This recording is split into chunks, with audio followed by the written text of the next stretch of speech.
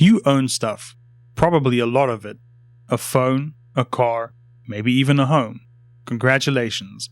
You're a grown-up now, a productive member of society, a master of your domain. Or so you think. To own something is to control it. If it's yours, then you decide what happens to it. You can use it, break it, sell it, throw it off a bridge.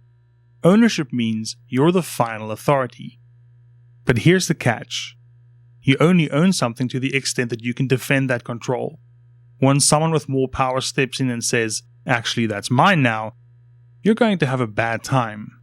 You don't own anything. You're allowed to own things. And that permission comes from whoever actually has power. Usually the state, sometimes a corporation, sometimes a mob with guns.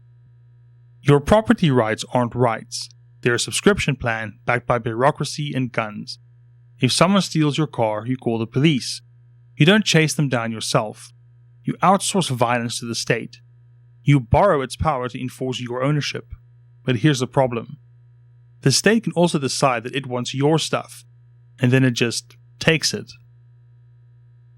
Eminent domain, asset forfeiture, back taxes, border seizures, all perfectly legal, all perfectly yours, until they weren't. Even your house, especially your house. Stop paying property taxes and see how long you stay king of the castle. Spoiler, it's not long. You're basically renting the house you own from the government with extra steps. But we can go bigger. What about ancestral land, stolen resources, whole cultures displaced by force? If you believe ownership equals control, then any land that was taken through conquest or colonization wasn't really owned in the first place, because it wasn't defended successfully. This is a very uncomfortable thought, and if people want that land or those resources back, they'll either have to take it back or convince the ones in charge to give it back. In that case, you're not reclaiming ownership. You're accepting a concession from the powerful. You don't have it because it's yours. You have it because someone let you. So here's the problem with owning stuff. You don't, not really. You just have temporary custody at the pleasure of those with actual power.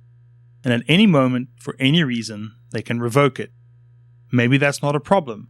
Maybe that's just how it is.